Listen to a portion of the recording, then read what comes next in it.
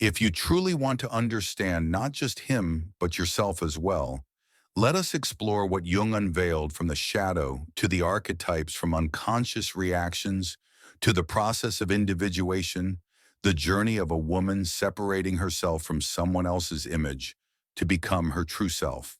This video is not just about understanding a man, but about awakening to your own inner power.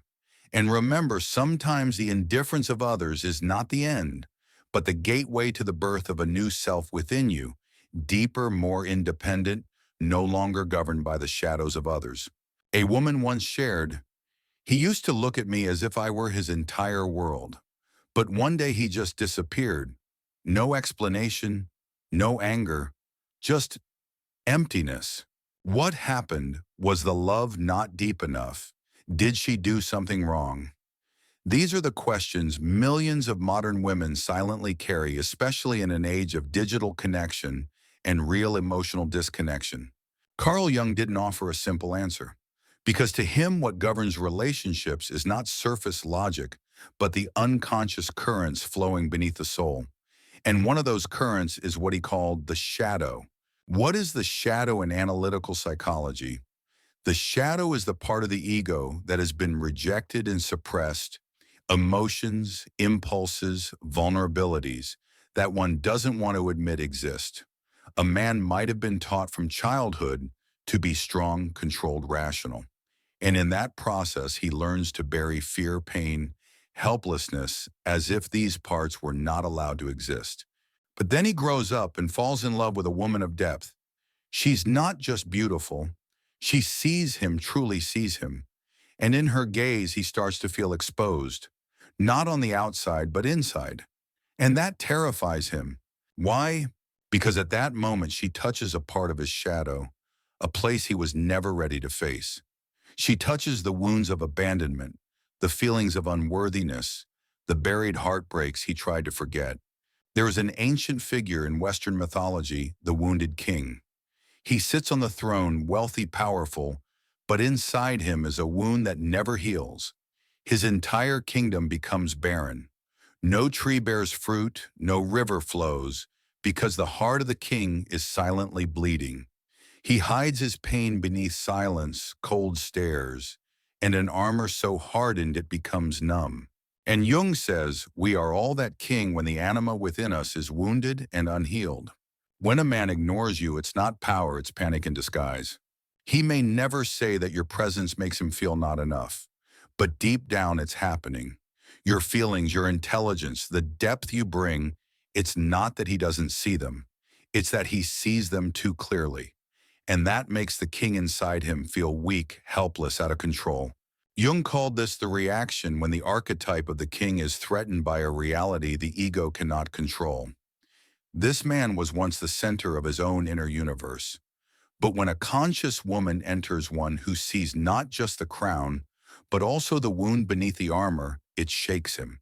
Why does he go silent instead of facing it? Because to face it would mean giving up the illusion of control. It would mean admitting he needs healing, and that for an emotionally immature man feels unbearable. There is a moment a man never forgets. It's not when you cried for him, not when you asked, "Why are you silent?" It's when you smiled and walked away. No blame, no longing glance. In that moment, he loses control of the script. And according to Jung, that's when an ancient archetype awakens the trickster, the disruptor, the challenger, but also the liberator. The trickster isn't a person, it's a psychological force within. Across ancient cultures, from Hermes in Greek, myth Loki in Norse tales, to Coyote in Native American lore, the trickster always appears when old structures can no longer hold. He steals the order, disrupts the world, and yet he brings rebirth. And here's the twist: the abandoned woman, when she stops playing the role of the one who waits, becomes the activator of this force in the man's psyche.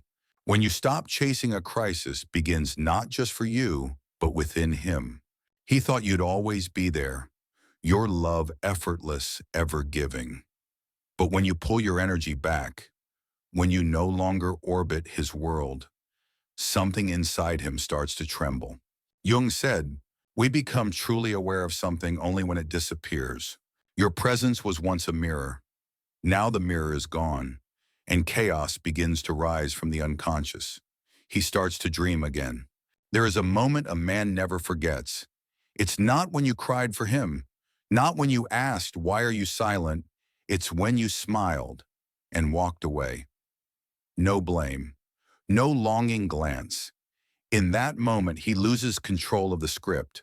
And according to Jung, that's when an ancient archetype awakens the trickster, the disruptor, the challenger, but also the liberator. The trickster isn't a person, it's a psychological force within. Across ancient cultures from Hermes in Greek, myth Loki in Norse tales, to Coyote in Native American lore, the trickster always appears when old structures can no longer hold. He steals the order, disrupts the world, and yet he brings rebirth.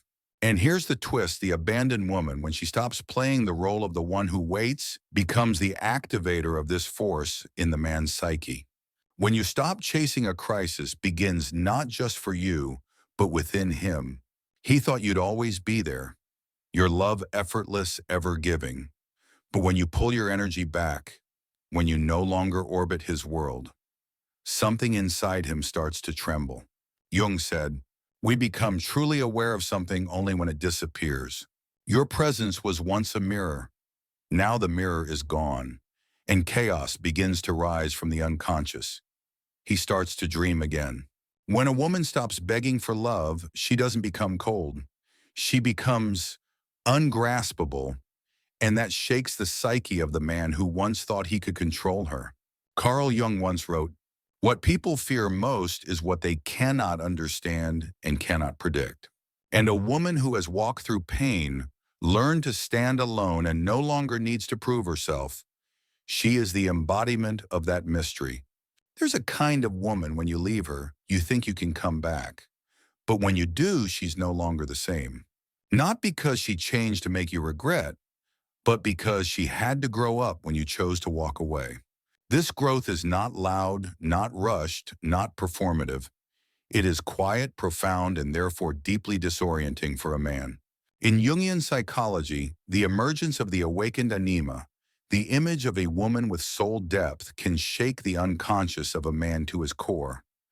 Not because she tries to impress, but because she touches places he cannot control with logic.